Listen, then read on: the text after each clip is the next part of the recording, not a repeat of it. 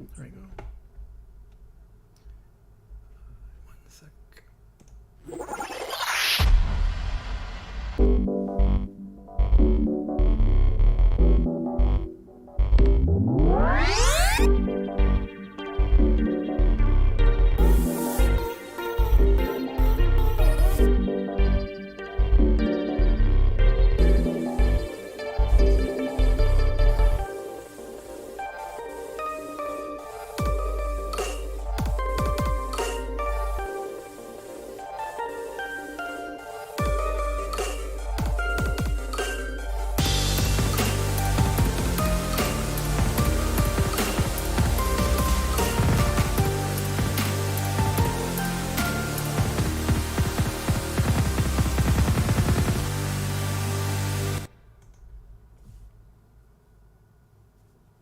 Hello, everyone. Welcome to another episode of Canadians with Disabilities and Their Allies. My name is Brent. I'm the host for the show, and I am pleased to announce our next guest that's coming on today is MP Mike Morrice. He's the MP for Kitchener, Ontario. Welcome, Mike. Thanks for coming on today. It's great to be with you, Brent. We've done a few of these over Twitter, so it's nice to see you this time. Finally. Such a great pleasure. Yeah. Awesome. It's so nice to have you on and talking about the pressing issues that are going on in Canada, and especially for Canadians with disabilities, doing legislated poverty. So today, for everyone that's tuning in, we're going to be talking about the update of Bill C-22. Anyone who's not familiar with Bill C-22, it's the bill that's was promised 886 days ago by the federal government. Not that we're counting. Yeah, and counting. Not that we're counting. And the days just keep ticking up. It was promised, 886 days ago, and we're still waiting. So people in legislative poverty in Canada are still suffering, and so it's a great pleasure to have you on, Mike, to talk about update of Bill C-22. That's the Canada Disability Benefit Program. Yeah, it's really great to be with you, Brent, and it's so important. I know we'll probably come back to this throughout the conversation, but the advocacy that you and Neil and so many others have been applying, it's going to change lives for people with disabilities across the country. And when we get it over the finish line, it's going to be because of the advocacy from the disability community across the country. And so I'm just glad to be with you again this afternoon and try to dig into a bit of where we're at and if folks have questions, to be able to share that, because I think this is democracy is for everyone. And we know what an impact. I could even share, I just came back. We've got a real crisis in my community with respect to housing. And was just visiting one of our shelters, and it's a place where folks now can be sure there's a bed to sleep in. There's about 100 or so beds at this particular location, and I got a chance to chat with some of the folks there. And one of those individuals, his name was Greg, he shared with me the story I've heard too many times. In Ontario, it's the Ontario Disability Support Program that he is currently receiving a monthly amount from. And Brent, you hit it right in the nose. It's legislated poverty. We are legislating people into amounts that are below the poverty line. And for someone like Greg, we've made progress, but nothing is different for him today than it was yesterday or the 886 days before that. And so it's just so important that we all continue to keep the pressure on, so that friends like Greg and others across the country who deserve a more dignified life and support are provided that. Yeah, it's very troublesome to hear so many sad stories what people are having to choose to make decisions to keep a roof over their head, or at least try to. In some cases, they can't even keep a roof over their head because they're forced out. Maybe their building has been sold. It's just not habitable. In the cases where they're living in deplorable conditions, which are just not acceptable And then they're having to make decisions of cutting medications or cutting back on food in order to pay the high rent. Maybe for some reason, maybe they got displaced out of where they're living, and now they got to move into another more expensive place. Well, their ODSP checks I'm in BC, so PWD checks. I mean, every area calls it something different, right? But it's still not enough. The rates are like at least 50. Well, I mean, stats say 50% below the poverty level, but because of the cost of living, it almost seems like 60 to 70% below the poverty level. Yeah. I can tell you in my community, the shelter allowance portion of the Ontario Disability Support Program is less than $500 a month. And that is far from any market rate apartment in this community. And in fact, Gregor was just chatting with was saying it's more in the range of 1,500. And so unless, because governments have let us down, it's left on family members to pick up the pieces if someone is lucky enough to be in a position with a family member who can support. And so, it is the stories that so many who are listening in this afternoon already know, and that's why we're going to continue to fight to keep the pressure on to win the Canada Disability Benefit and to lift people out of poverty. Right. And, it's all about lived experience. I mean, people who live day to day in legislative poverty, they know what's best for them. But the government's, the federal is just not listening, right? Always excuses, well, we have your back, or, yeah, we're listening, but delay, right? And I guess that kind of goes into my next topic is about like an emergency supplement to be put in while they develop this program, and in many cases it's going to take years for them to really get that going. I guess maybe I'll get to your take on your view on we call, I know on social media we all call it DERB, right? And so people say, well, what is DERB? Well, it's the Disability Emergency Recovery Benefit, right? And that's what CERB was. When CERB was put in, when we had the beginning of COVID, it was $2,000. Now, the federal government, they didn't even want to put $2,000 in. I think it was only $1,000, but I know the NDP pushed, I believe that you guys pushed also to get that increased up to $2,000. And so they decided, the Fed said, well, just for people to kind of get an idea of that.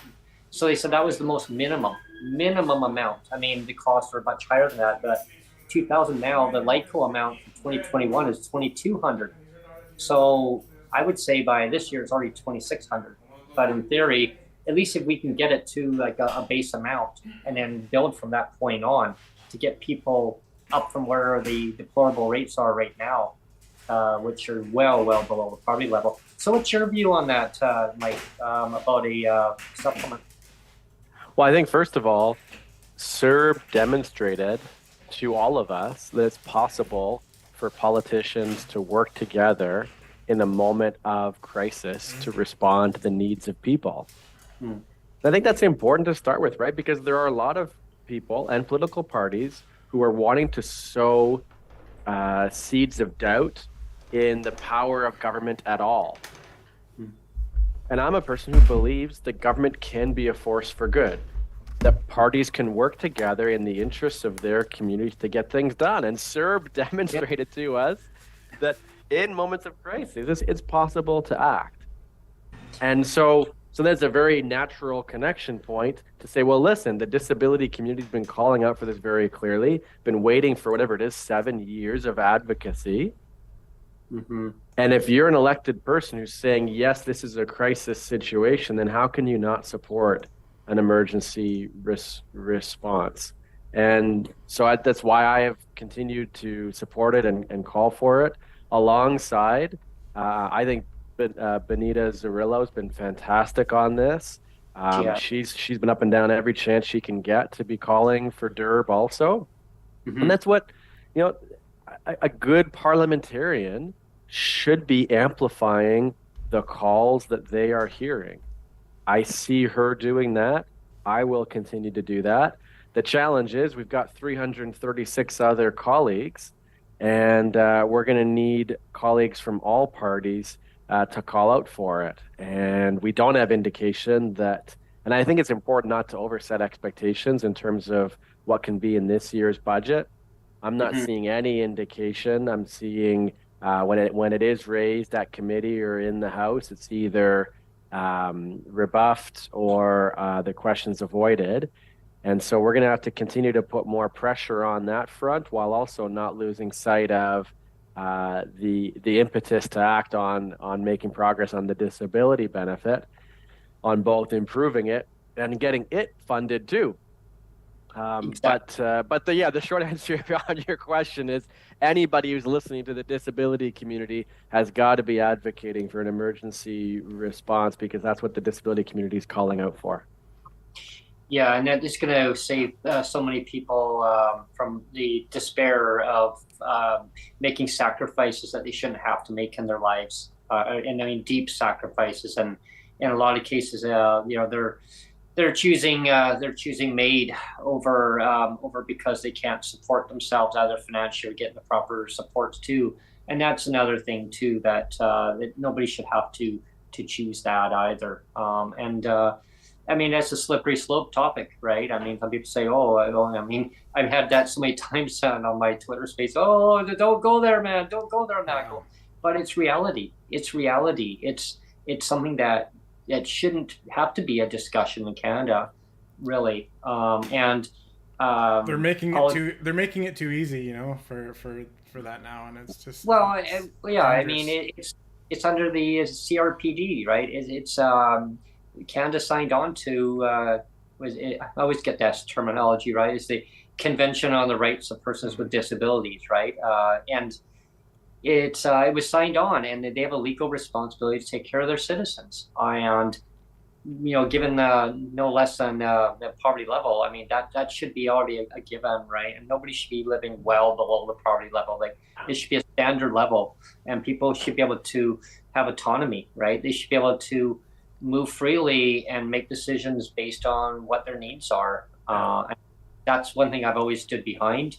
I mean, but first of all, I mean, we need to get the level up to a standard level that people can live comfortably. I think one of the concerns, or one of the big concerns a lot of people have, is because there's, there have been a debate now, thanks to you and others in the House, about fleshing out the bill and making it stronger. But I know one of the big problems a lot of people have with it, and me too, is that there's no mention about the amount and who's going to qualify, and if there's going to be clawbacks. And those are pretty important details, and it's a shame that those details are still empty. They're not in the bill. They're not fleshed out yet, and that's a concern, I think, for a lot of people.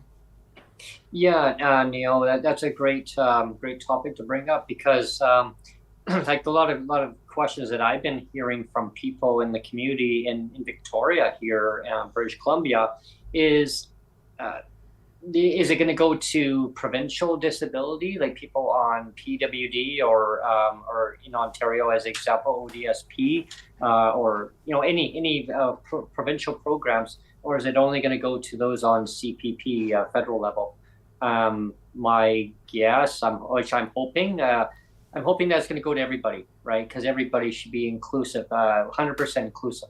I mean, and also seniors, 65 plus. I know we've had a former minister from BC, Shane Simpson. He was the Minister of Social Development here. He's been on Brent's show a couple of times.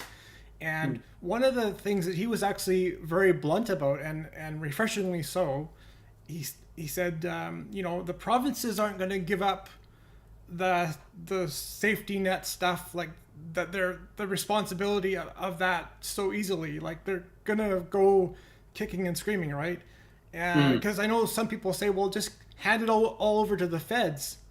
And I know that was one of the comments that Shane Simpson made, is that, no, the provinces aren't going to give up that easily, because they like the control of that, right?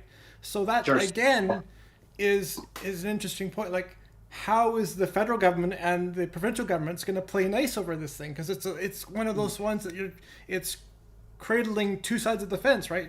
You've got provincial responsibility and you've got federal responsibility, but they all have to come together and to play nicely. And so it's going to be interesting to see how the provinces play nicely with the feds.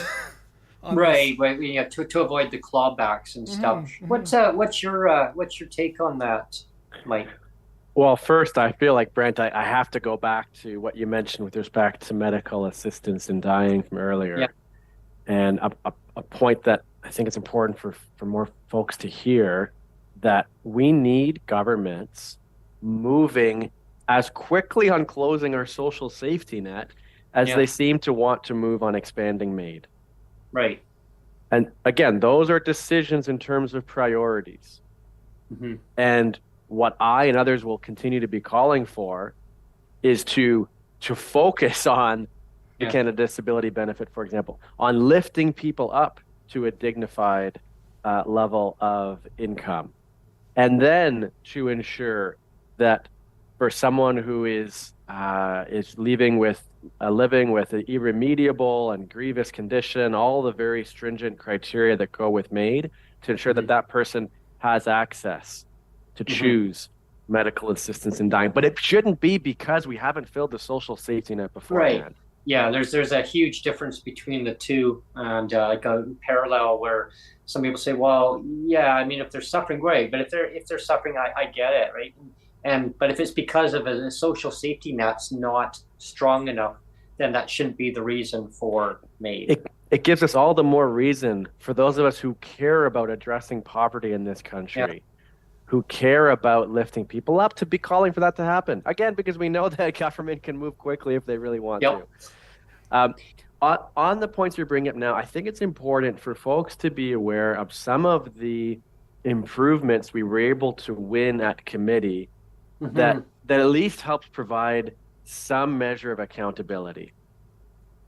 So I think the first to mention is that, first of all, you're so right on to mention that almost every significant decision, when someone in my community, I mentioned Greg earlier, he was asking, okay, well, how much is it going to be? Yeah. Can't tell you that. No. When's it going to start? I can't tell you that. Who's going to be eligible? I can't tell you that either. So we know that the governing party has created this in a way where they're leaving almost every decision to the regulations. Right. And that means that, for those who aren't already aware, C-22, as Brent shared earlier, has passed the House of Commons already. It's now being reviewed in the Senate. When it gets through the Senate, it'll then ideally receive what's called royal assent. And then we can then begin the process of creating the regulations that'll make these really important decisions. One of the wins is we had added to the legislation the fact that people with disabilities must be meaningfully and barrier-free access to input in developing those regulations. So we know that those opportunities are now, should this all pass, and it has passed the elected House of Commons, that will be a legal responsibility applied in development of the regulations. So while we don't know what they're going to be, we do know that people with disabilities will be at the table throughout that process. The other amendment that I was glad to see get passed after hearing about it from the disability community and putting it forward with respect to eligibility is that we got a definition for disability in the bill. Oh, good. And so one of the values in getting that definition in there is because long before I was elected, disability advocates designed and advocated for the widest possible definition of disability in a previous bill, the Accessible Canada Act. Okay. So we're standing on the shoulders of giants, right? Because of their work, because that definition already existed, it made it a lot easier for someone like myself to propose to the committee, and other parties proposed the same thing. So we were aligned on this. In fact, it passed 11-0. It was a unanimous support on this amendment to use that same definition. Yeah, the building blocks. Yeah. So to your question, we don't know now what the eligibility will be. And I think it's important that we're honest about that and we don't overset expectations. But in terms of trying to advocate for it to be the widest possible scoping of eligibility, we at least have that definition in there. And so, as an example, I think it was the MS Society who was particularly keen in their testimony that those with episodic disabilities would have the best possible chance of being included. And so it is. Yeah. So that's, another line of advocacy. It's not perfect, but we know that that's in the bill. The third piece on clawbacks. This is another, like, of all the criteria all the way along, every group from Disability Without Poverty to yourselves have been saying, how do we make sure that one group doesn't take away what we're already getting? Yeah, give it and take it. Yeah. And the way that the governing parties design this is the negotiations with the provinces haven't happened first. On childcare, for example, they did it the other way around. They negotiated with the provinces first, and then they passed, or they're trying to pass, the legislation. When you do it the other way around, the federal government, well, for someone like myself who was trying to propose amendments to improve the bill, how do we write an amendment that tells a province what they can and can't do? Yeah. You can't do it. No. Yeah. So I also don't feel that it's fair to just say, oh, we're going to trust that it's going to be okay. And so this is part of the rationale behind another amendment I put forward that was passed. Now, this one was a bit more contentious. It passed 6-5, but it still passed. There was a couple like that I noticed. I was watching there was. We also lost a few 5-6. Yeah. Yeah. But this one passed 6-5 on a requirement for the agreements between the provincial and federal governments to be publicly shared. Perfect. So the hope is that for those of us that want to build trust in government, well, transparency helps to do that. And for every politician who is saying we won't do any clawbacks, well, this is a chance for us to say, show us your work. Right. That there's some measure of accountability, that we'll be able to see those agreements and ideally reflect back and appreciate those governments for following through on ensuring that friends of mine who are on ODSP right now aren't going to have a nickel of that taken back when we add the Canada Disability Benefit on top. Yeah, and that's the fear that some people think is worry that it's going to claw right off and then they're not going to benefit at all, right? Because it's like the Jolly Green Giant takes it, give it, and then take it away, right? It's, Yeah, I mean, people. Just in the show we did yesterday, and I've mentioned this before too, I mean, I'm a victim of clawbacks myself. I have a survivor's pension clawback, and it's been clawed back for almost 10 years now, from my previous wife. And I know this isn't, I mean, it's going to sound sarcastic and when I say it, but as a person, like for me personally, it just comes across this way. So it's like the provincial government saying, congratulations on the death of your wife. And I know that sounds sarcastic, but that's what it comes across like that, right? It's like, congratulations on the death of your wife. We'll now take, we'll minus some money away from your just disability check now. And it's like, isn't this a wonderful bonus that you got all this extra money now? Congratulations, and it's just so perverse, right? And I know that's not what the government's actually saying, but it comes across that way, right? And it's just so perverse. And I've gone to human rights tribunals, the one in BC here. I've gone to them about 3 or 4 times now, and just the way even the tribunal, they're supposed to stick up for you and they're supposed to advocate for stuff like that, but I actually had one of the chairs told me to my face, it's like, well, it's not discrimination if we discriminate against everybody equally. If it's equally applied discrimination, it's not discrimination. And they actually said that to my face, and they believe it. And I'm thinking to myself, as an example, I actually told the guy on the phone, well, you know, they used to say that about the Jewish Holocaust too, and about people of color, you know, with colored water fountains. And even I gave the example of the other day of, you know, women that didn't have the right to vote before. I mean, everybody said that that was fine too because it was equal. It was equally applied. You know, Equality, yeah. it's equally applied discrimination. Like all women couldn't vote before, so that was fine. You know, it's kind of the same thing now. It's like, well, if it's equally applied discrimination, it's not discrimination. And it's like, what? Like you're actually saying that and believing it, and it just doesn't make sense to me. You know, it really doesn't. You know, and those clawbacks, it really hurts a person. I mean, mentally, financially, you name it, they're all the above.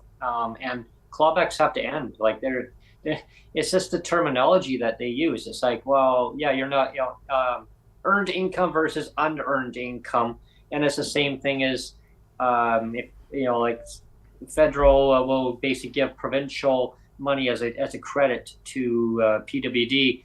Oh, okay, well, we're going to give this, but by the way, it's now taxable or whatever. We're going to now take it off you. So make it sound like they're going to give something good and then they take it away. It's, well, yeah. Like my survivor's pension is taxable. Yeah. You know, and that's, I mean, I call it a pink unicorn. The provincial Right. government's turning it into a pink unicorn because they're taking a known quantity of something that was earned through work, through employment. It's a work benefit that is earned and contributed to and paid into. Yeah. Yeah. It is an earned income privilege, privilege, and they turn it around and pervert it into some pink unicorn and say now it's a pink unicorn. We can claw it back, and it's just a perversion of the definition, and that's the thing that I don't think provinces or you know, federal governments should be able to get away with, because you know, an earned income privilege should stay an earned income privilege for everybody. If it doesn't stay an earned income privilege for everybody, then that's discrimination. That's, you know, that's perverted policy. Right. Magic unicorns, pink unicorns. Yeah. You know, and that kind of goes into like another topic of about housing, Mike. You know, like you mentioned, I'm glad you mentioned about the housing, like $1,500 and stuff. It's so high. And people on disability benefits and on provincial levels, I mean, the shelter rates. I mean, and I was talking about this the other day. You know, shelter is like, this drives me crazy, that word shelter, right? Because I right away, I look at a bus stop and they call it shelter, everything's shelter. Like, like in BC, just for instance, I'll just quickly touch on this, and then I'm quite a, you know, as you know, a strong advocate about the shelter rates. And like in BC, just for instance, 15 years, 10 months. At the beginning of March, it'll be 11 months. So I took it up again. But yeah, if you don't have a fixed address, you don't get that shelter, right? It's stuck at $375, and they'll say, well, you have to basically prove you got housing. Well, if you're staying and couch surfing because you can't afford the high rents, but you can afford because the cost of living is so high, and again, that's why we need the C22 to as a top up to the provincial levels, because like the high rents, the cost of living, you can't afford the market rent. So if you're staying somewhere for, I don't know, 2 weeks at a time somewhere, and then somebody else says stay here, according to the government, that's not a fixed address. You don't get your shelter, but now they're going to take that off your support. So now you got less to have until you can now find a permanent address. Now the landlord's going to look at it and say, well, what is your income? Now you have to say, well, that's what my income is. Well, we're not going to rent to you because we don't want you using up all of your support portion to basically pay market rent. And there's a long waiting list to get into subsidized housing. And I mean, and again, that's, I mean, great on governments to building through nonprofits. We badly need that kind of housing.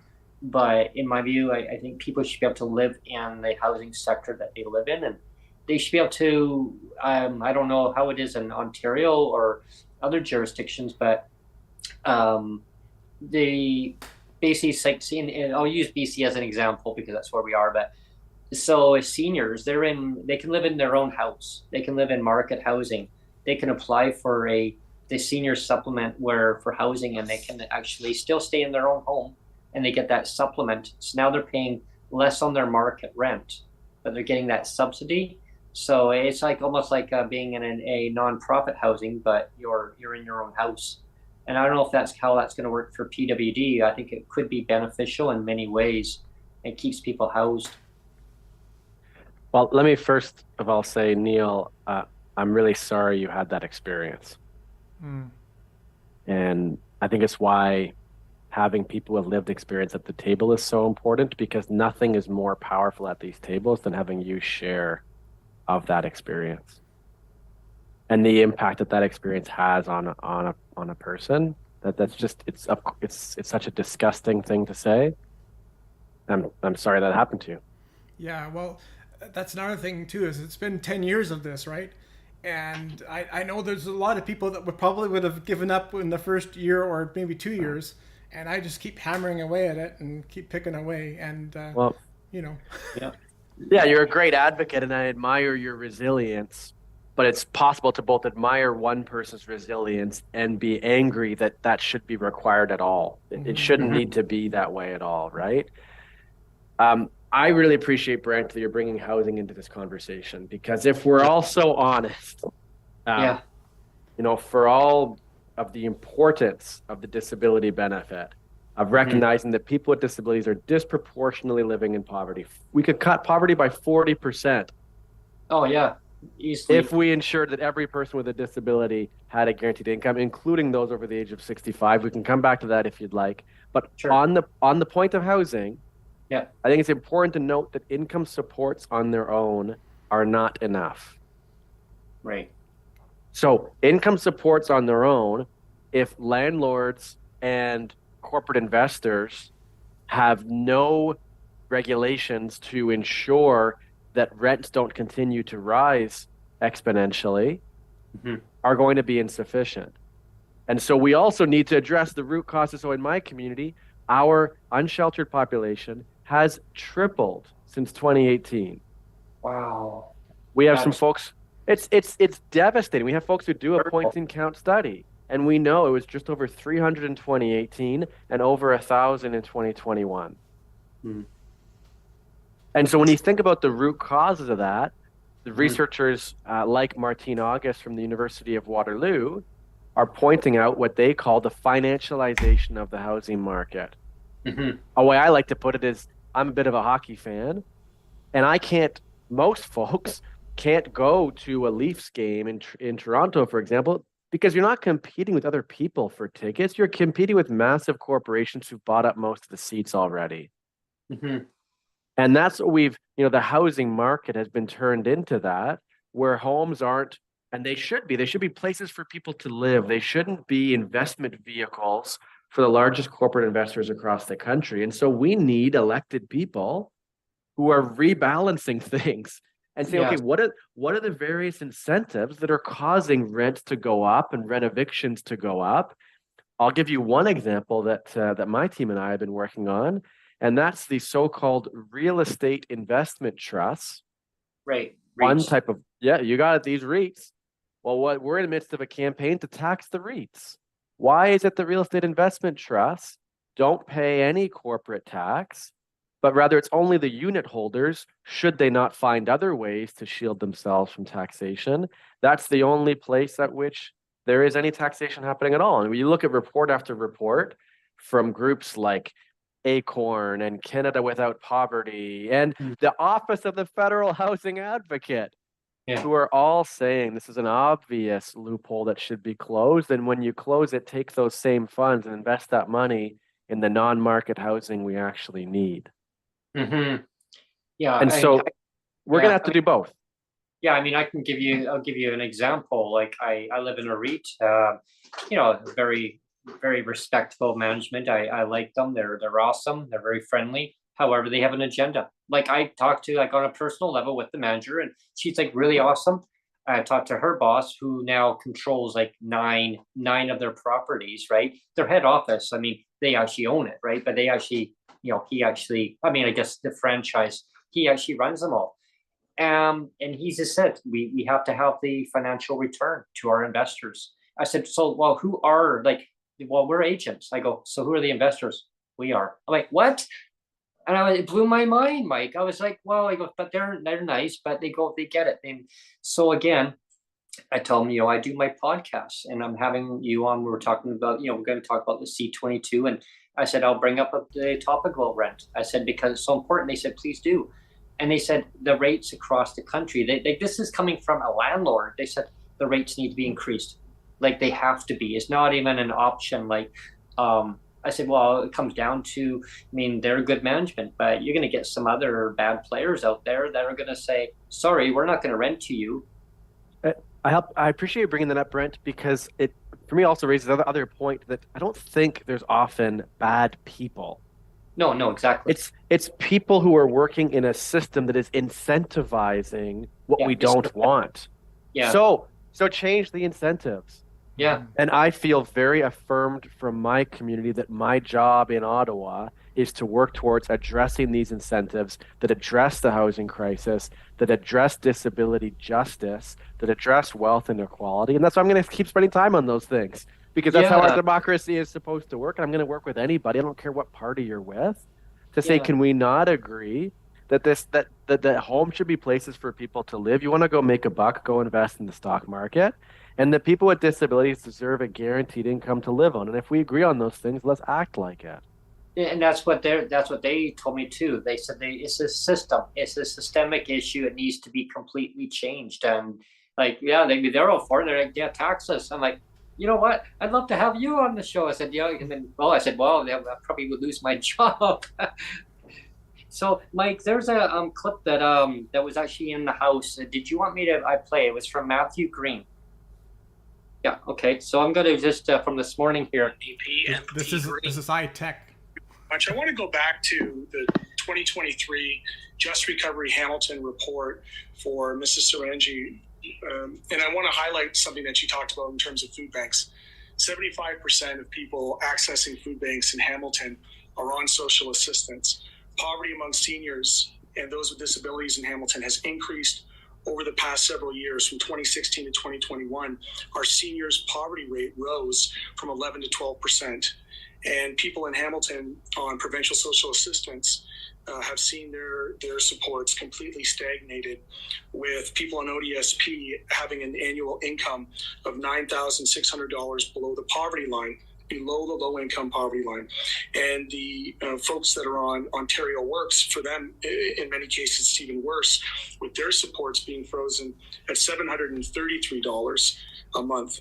So this stagnation of social supports, coupled with this astronomical increase in the rise of the costs of food and rent and the basic necessities for survival, I'm wondering if you could just perhaps take the last remaining moments here and share what you're hearing in terms of the human impacts of legislated poverty across the country, based on the stories that you've heard and the work that you've done.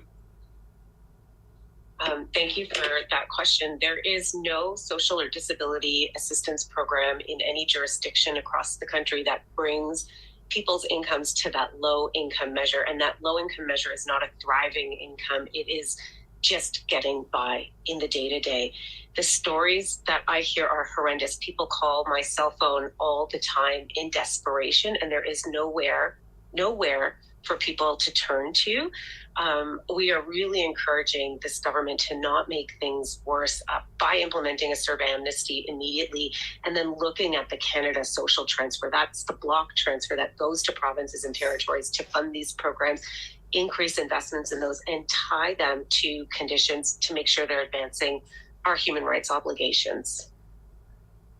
Just on that note, I'm sure you're familiar that the Liberal government promised to introduce the Canadian Disability Benefit without delay some 870 days ago. I'm wondering if you would see a national disability benefit program help lift people out of poverty as well for consideration in this 2023 budget. Absolutely. That is an urgent priority. And we would also like to see a disability benefit for children and a caregiver's benefit for their caregivers. Children and families who are caring for children with disabilities are not included in that federal disability benefit. Both of those things are extraordinarily urgent and should be moved on as a number one priority. Wow.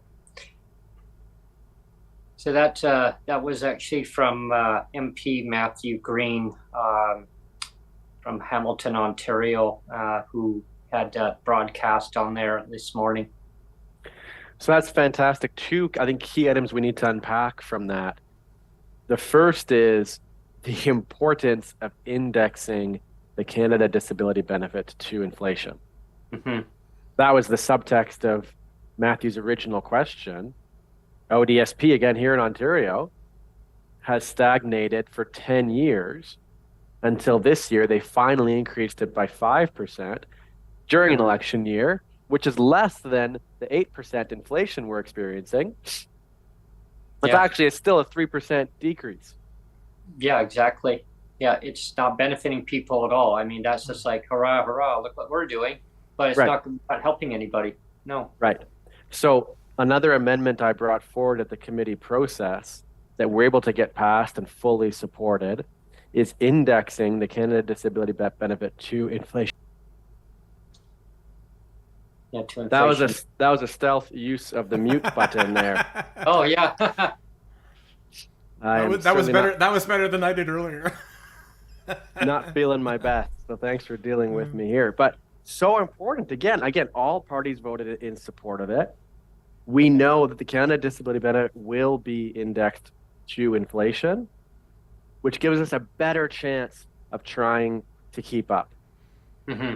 The second key point that Matthew brought up there, it's so important, is that we got to put pressure on the federal government to fund the benefit. Right. So one way we can be thinking about this is there's kind of 3, even 4 campaigns we're in the midst of at the same time. The first is move the legislation ahead as quickly as we can. The second is to improve the legislation. We've done as much as we've been able to do there. The third we talked about is DERB, is the emergency response.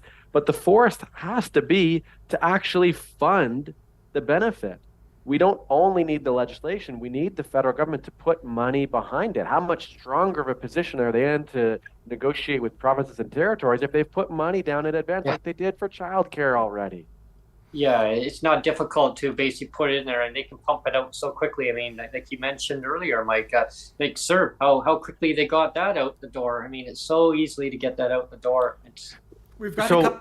Sorry, I was just going to jump in and say we've got a couple of questions from the floor here on chat. Sure. One, Neil, can I make one comment before the next question? Just as a call out. Sorry. If your MP is not already named Matthew Green or Benita Zerillo, encourage you to consider reaching out to your MP to say, are you going to advocate for the Canada Disability Benefit to be in budget 2023?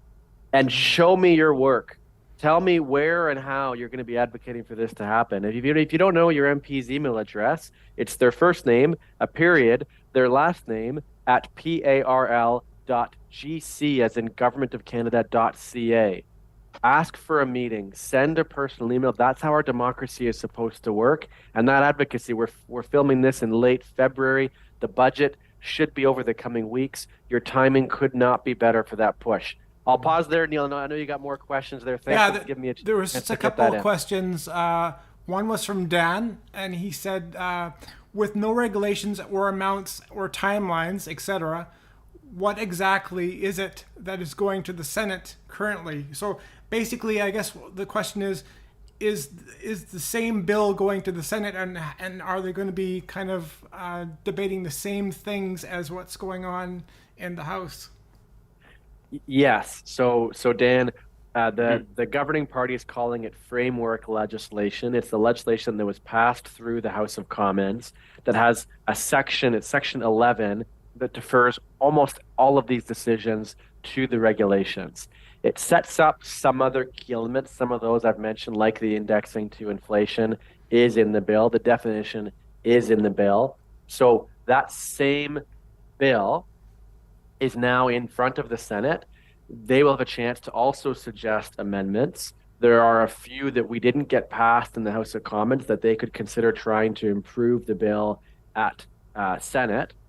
That's then, when that passes through the Senate, and I'm hoping that'll be over the coming weeks or months, then we start the regulation process. And so it's this framework.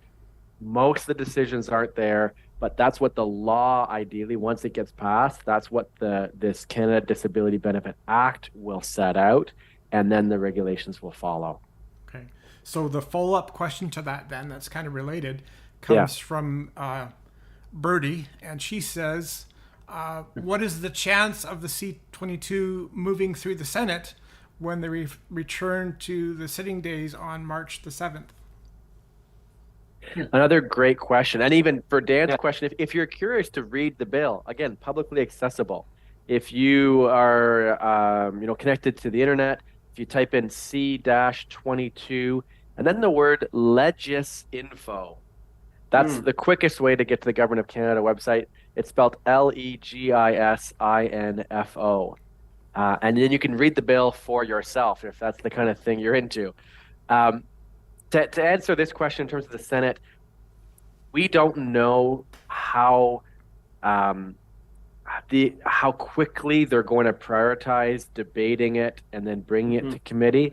I'm hoping, because the Senate saw the House of Commons move as quickly as we did, when they see elected MPs moving that quickly, I hope they take a cue from that and might move similarly quickly on it, but we don't have guarantees on that. And I'll be watching just as you all are and encouraging the Senate to prioritize it the way we did in the House, and to move as quickly as possible to get it passed, potentially with a few improvements that we couldn't get through in the House.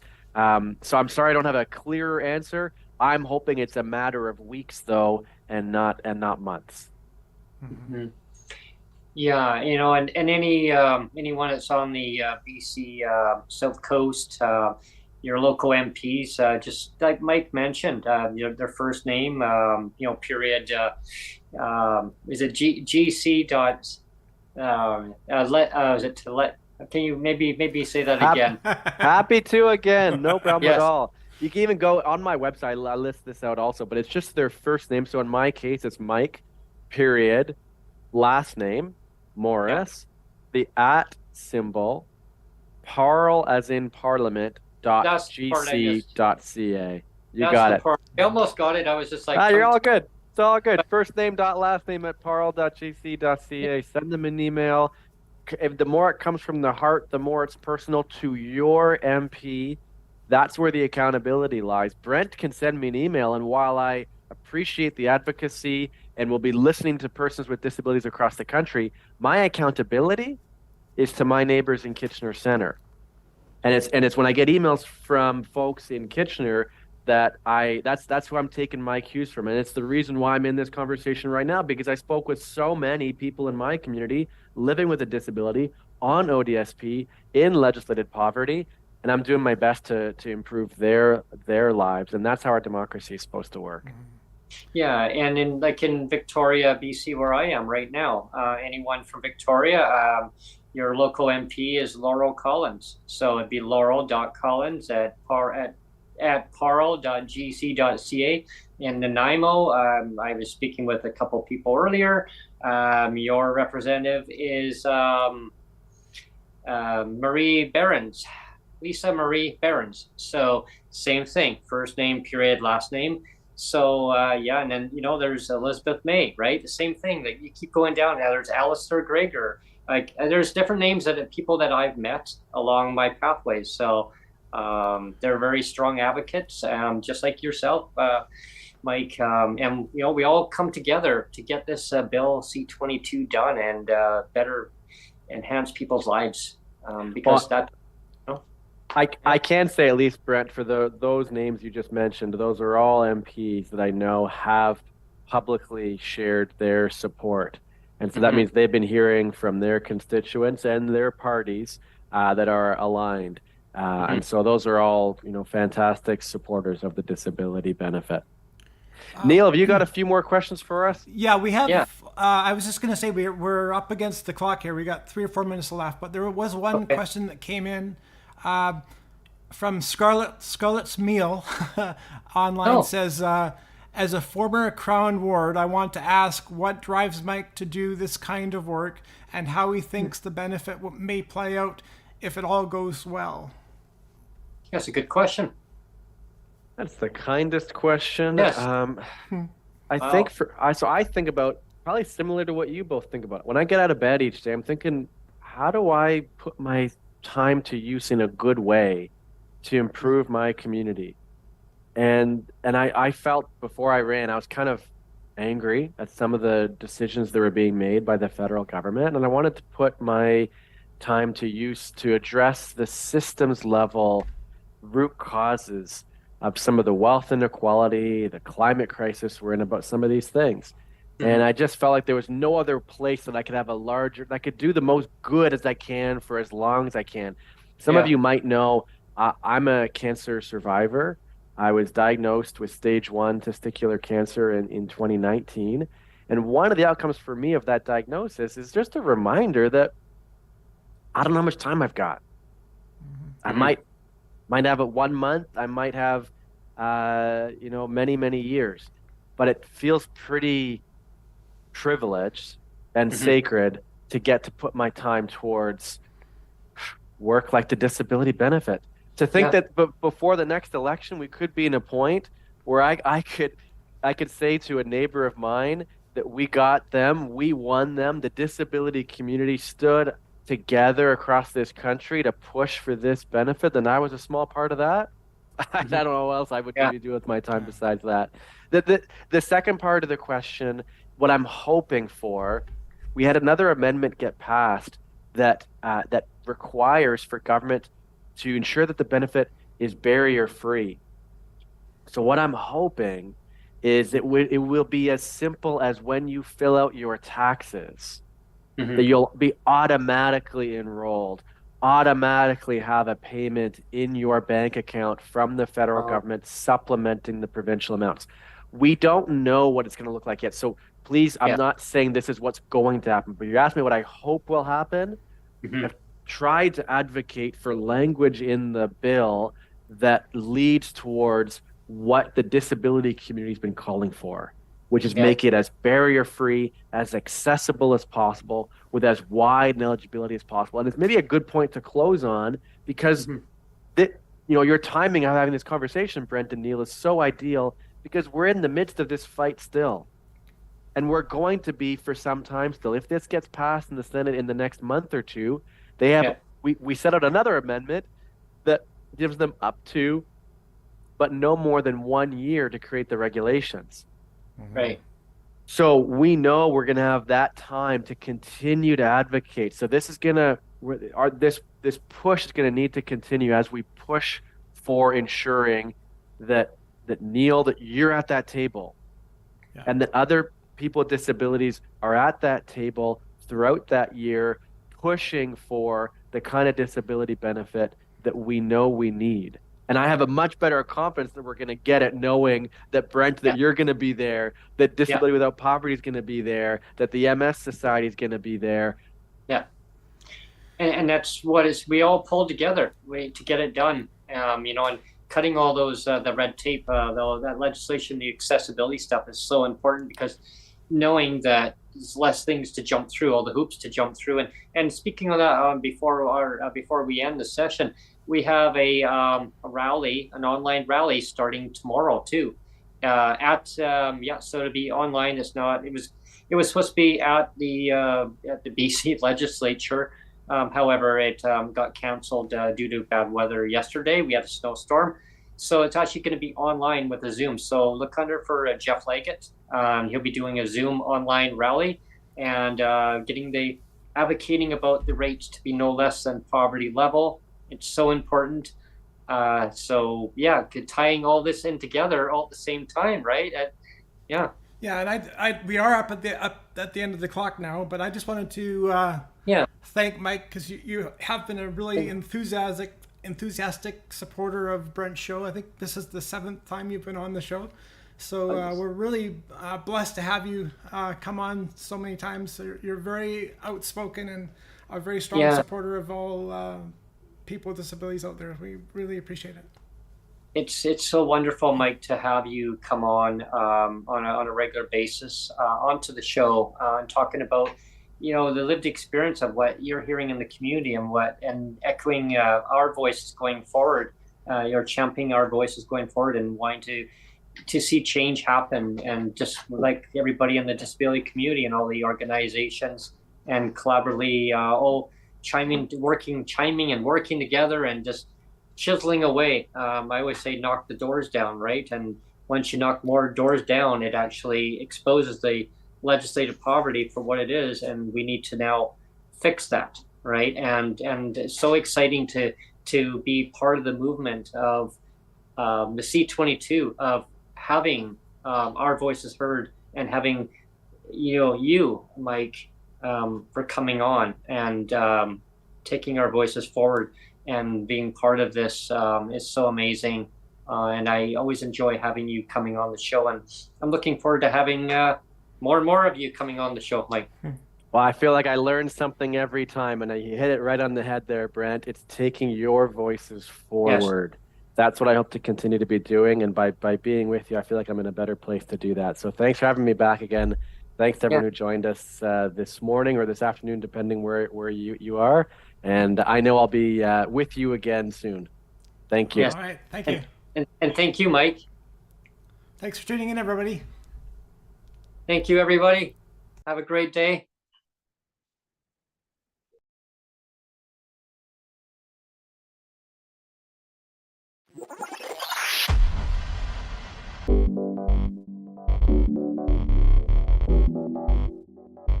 What?